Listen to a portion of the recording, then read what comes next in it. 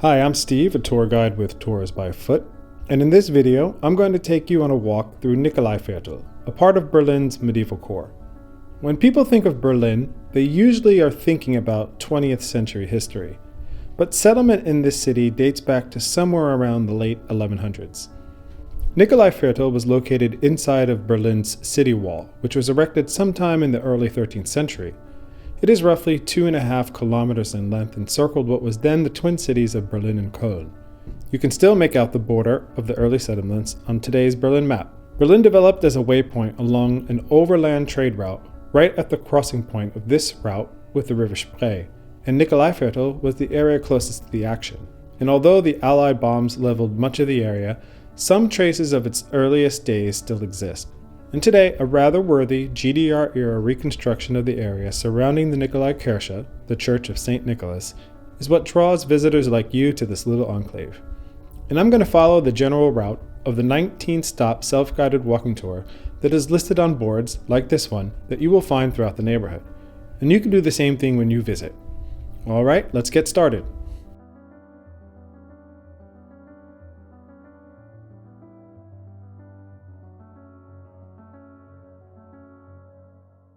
Well, it turns out that the pull of Berlin's recent memories is hard to avoid.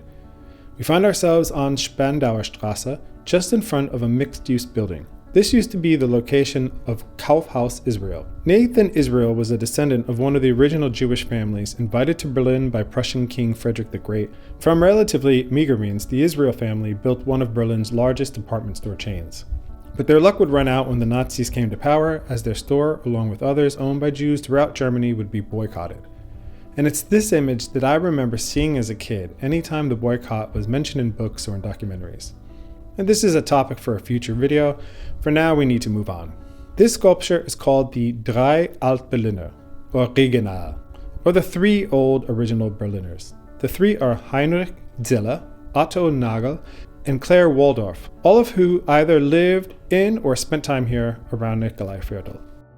We'll talk more about Ziller later, but all three's work was associated with the working class one way or another, and well, this was the GDR in charge of this reconstruction. Alright, moving on.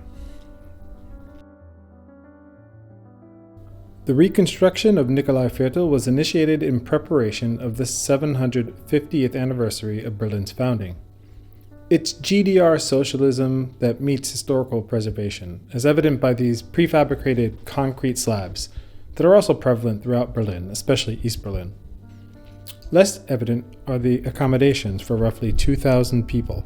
At the time of the GDR, these were special housing units for the well-connected, but still mostly modest. The aim was not a one-to-one reconstruction. Rather, modern building styles were to call upon historic architecture through the ages. Here is an interesting addition to the ensemble. This is Zum Nussbaum. This is a reconstruction of the original gable-fronted restaurant built in 1571, which was also destroyed by Allied bombing raids. The original, however, was not located here. It was located on the other side of the Spree, on Fischer Island in Köln. And this isn't the only historical icon of Berlin history to relocate here to Nikolaiviertel, and this was part of the plan. A survey of architecture and symbols over the years in Berlin's historic quarters. The name of the restaurant derives from a walnut tree, which was planted next to the original restaurant. The new version of the restaurant naturally comes with its own. The restaurant specializes in Berlin cuisine, meaning lots of heavy meats, potatoes, and of course beer. This statue is called the Allegory of Science. It depicts a man holding a book in one hand and a globe in the other. The figure was salvaged from a statue of Prussian King and German Emperor Friedrich Wilhelm III, which was located in the Lustgarten on Museum Island, but was mostly destroyed by Allied bombs. At the time of filming, I'm not quite sure why it ended up here other than it was available and looking for a new home.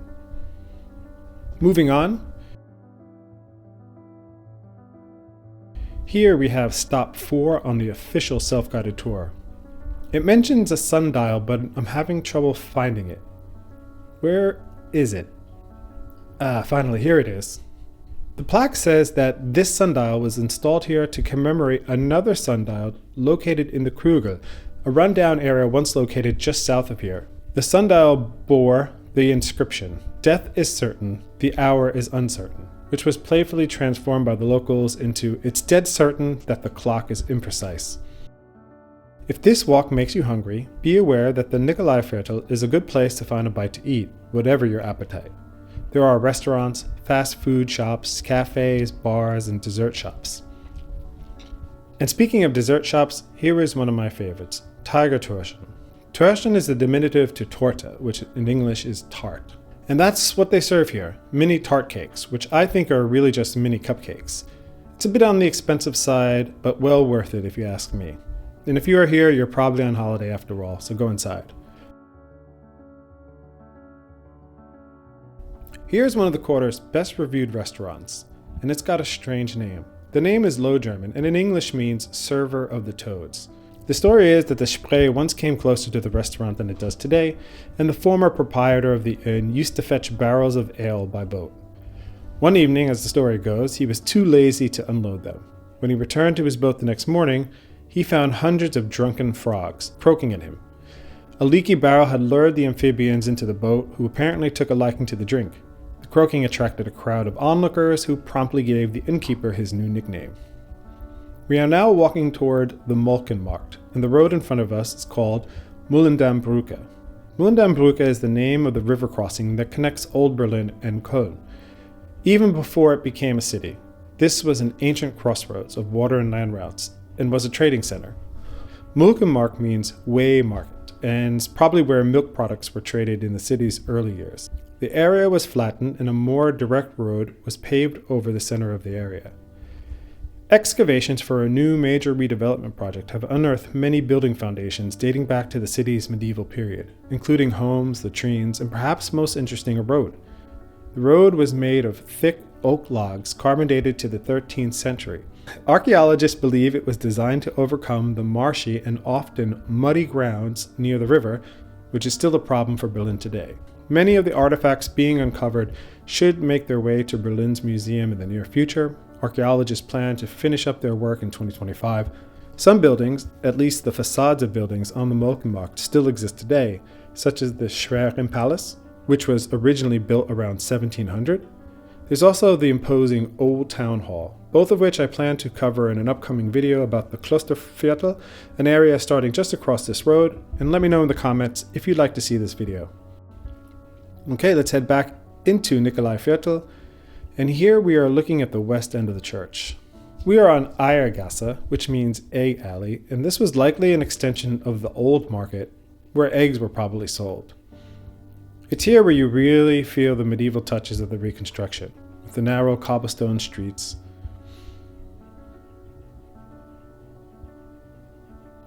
Here is a reconstructed three-story house of Gotthold Ephraim Lessing, a poet and dramatist and an important German figure of the Enlightenment era. And here are some more medieval touches. Pictograms denoting for the illiterate the function of the business or organization in the building.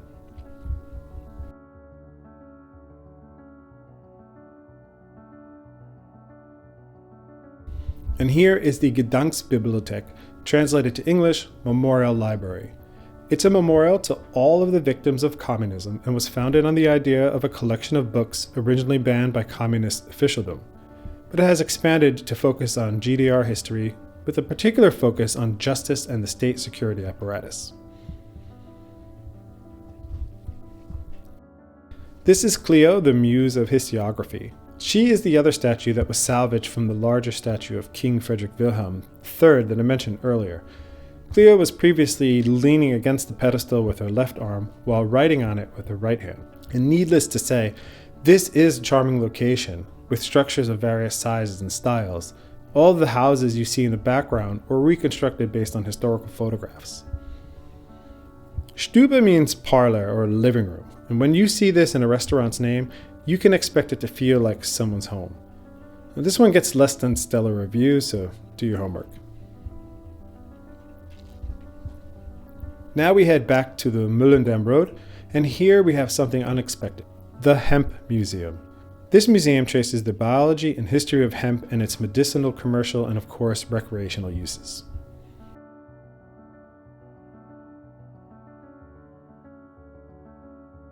This is the Museum Ephraim Palace. This Rococo building houses a museum with exhibits on the history and culture of Berlin's 800-year history. It has an interesting history itself, serving as a mint, offices for Nazi administrators who eventually demolished the building but saved the facade. The facade sat in storage until the mansion was rebuilt in time for the city's 750th birthday. Now, just a quick stop. Coming up is the river crossing, the Mulendam-Brücke. Although today it's a bridge, its name, Mill Dam Bridge, hints at its history. This was once a dam used to power mills, and it was the main crossing from Old Berlin into Köln. Even before the 12th century, this general area was an important crossing area for trade routes, both water and land, and the core reason the great city eventually sprang up.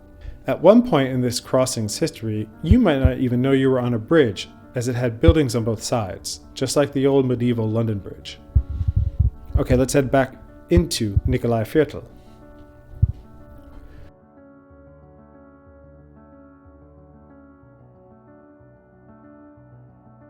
This is a relatively late addition to the area. This is the Schubert House, built in the 1870s in the late neoclassical style.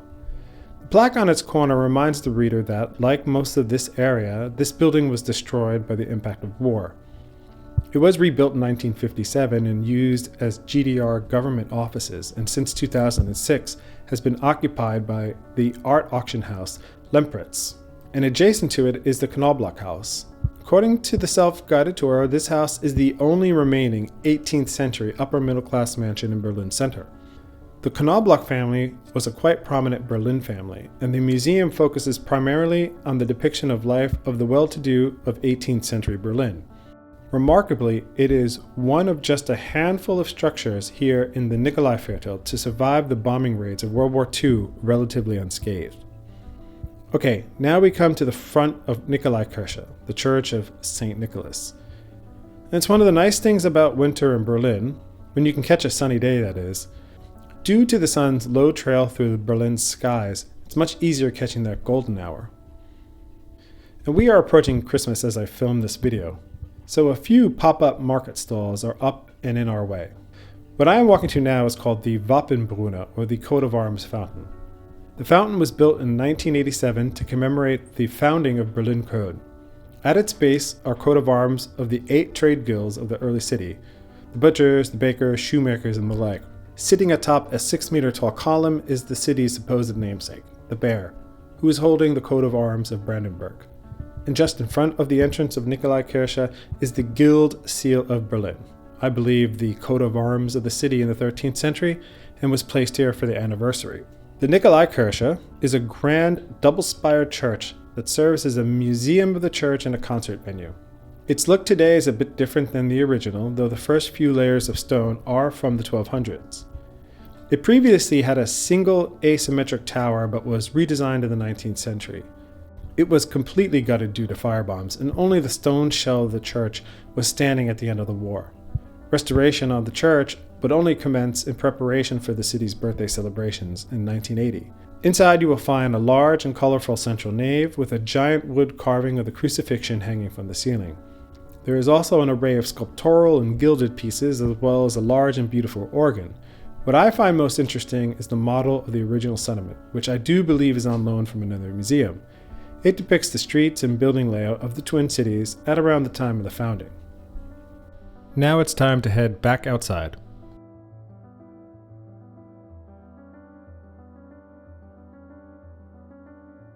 Now, why is there a statue of St. George, the patron saint of England, in the middle of the German capital? Well, for one, he is a saint, and all Christian churches celebrate his day in April, and he was a particular favorite of monarchs during the Crusades. The sculpture was created for the Paris World Exhibition in 1855, and the sculptor's widow gifted it to King Wilhelm I 10 years later. Like the other statues mentioned earlier, this one is a transplant. This one having been located in the courtyard of the city palace until its destruction in World War II.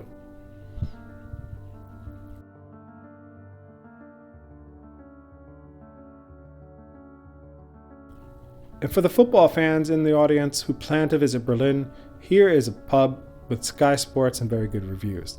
And it's right next door to the Heinrich Zille Museum. Zille was one of the 3 Berlin originals that we saw at the start of the walk. It's an interesting and cozy exhibition of one of the best-known Berlin painters and photographers. Zille was a celebrated local and mostly focused his work on themes of everyday Berlin life.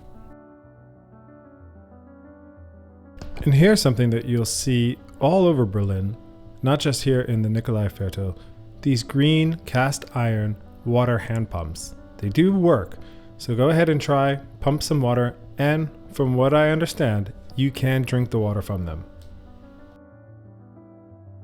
And here is a statue of Zille himself, used as a way to notify passerbys on the main road of the museum that is just behind us.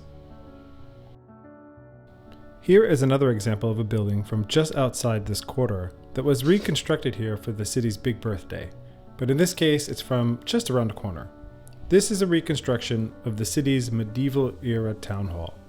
Today, it is yet another well-reviewed restaurant serving mostly German cuisine.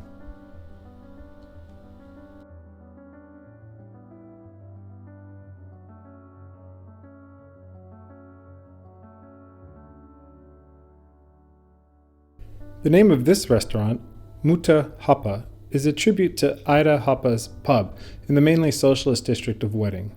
It was very popular in the 1920s and the 1930s, and its name invokes the working class traditions prior to the war and Berlin's division, a tradition which has been subject to many artistic works. Like most restaurants in this area, they serve a hearty menu of German food, and they offer live music on weekends.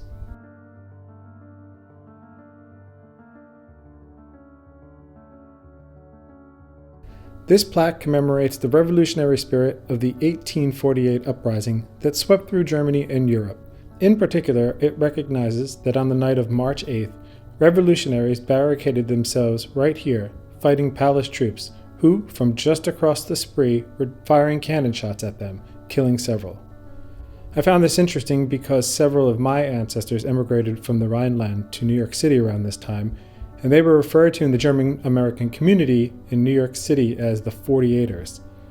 And this statue is simply called the Angler, showing a man sitting on a dolphin pier and fishing in a small body of water in front of him. I like it for its simplicity, and perhaps it's symbolic of a simpler time here on the Spree.